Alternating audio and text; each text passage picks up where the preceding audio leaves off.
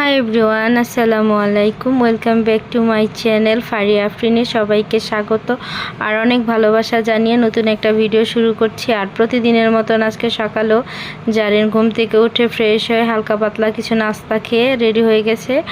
আর এখন নিয়ে চলে যাব কি স্কুলে। আজকে একটু তাড়াতাড়ি পরীক্ষা শুরু হয়ে যাবে, আর সেই জন্য একটু তাড়াহুড়ো করতেছিলাম। আর এদিকে দেখো তাসিন কি করতেছে। তাসিন তার বোনের বই বের করে সে পড়ার চিন্তা করতেছিল, যে পড়তে পারে এরকম একটা ভাব নিচ্ছিল দেখো।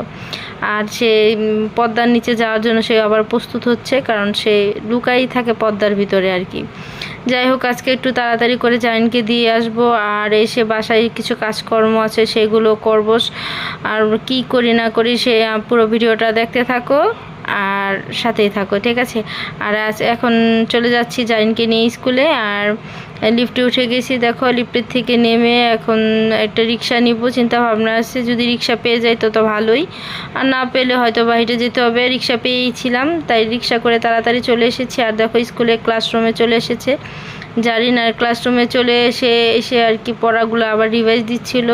সে পরীক্ষার আগে প্রতিদিন যতদিন পরীক্ষা থাকবে ততদিনই ভোরবেলা উঠে আর কি পড়াগুলো রিভিশন দেয়, আর পরীক্ষার পরও রিভিশন দেয়। আর দেখো আমি চলে এসেছি বাসায় এসে একটু রেস্ট নিয়ে তারপরে চলে এসেছি বারান্দায়, কারণ আমার ইনডোর প্লান্টগুলোর গাছগুলো একটু রোদে দিয়েছিলাম।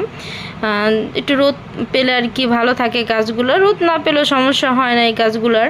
তারপর একটু পানি স্প্রে করে দিচ্ছি, কারণ এগুলোর ভিতরে বেশি পানি দেওয়া যায় না, তাই ভালোভাবে স্প্রে করতেছিলাম। আর এখানে দেখো আমার মানি প্লান্টের ভিতরেও আমি সুন্দরভাবে স্প্রে করে দিতেছি। আর দেখো আমার হাজারি গোলাপ গাছে কিন্তু অনেক কলি ফুটেছে আর অনেক ফুলও ফুটেছে। দেখো গাছটা অনেক সুন্দর দেখা যাচ্ছে, কিন্তু শীতকালে আরও বেশি সুন্দর দেখা যায়, কারণ শীতকালে গাছগুলো মনে করো একেবারে পুরো ভরপুর পরিপূর্ণ সবুজে আর কি। গাছের পাতাগুলো নতুন নতুন পাতা গজায় আর অনেক ফুল হয়। আর আমি সব গাছগুলোর পাতার ভিতরেই আর কি পানিগুলো স্প্রে করে দিতেছিলাম, যাতে গাছের পাতাগুলোর মধ্যে অনেক সময় ময়লা জমে থাকে, মাটি হয় আর কি, মাটি থাকে।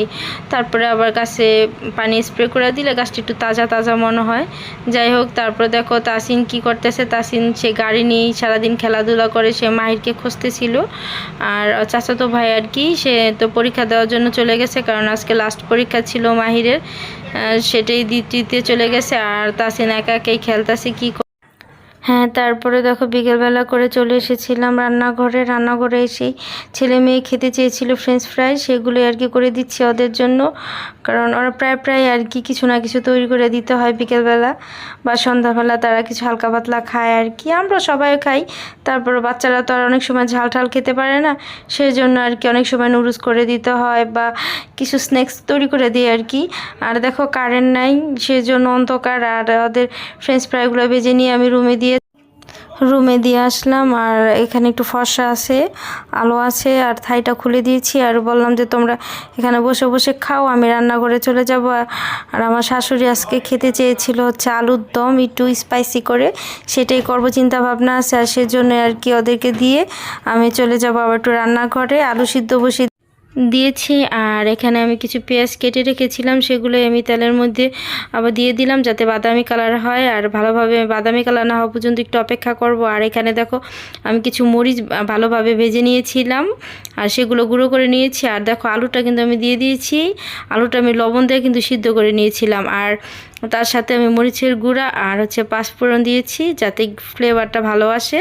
তারপরে দেখো কি স্পাইসি করে আর আলুরদমটা দেখে দেখো আমার জিভে জল চলে এসেছে, যা টেস্টি হয়েছিল না। আর হ্যাঁ, যদি আমার ভিডিওটা ভালো লাগে অবশ্যই like, comment, share and subscribe.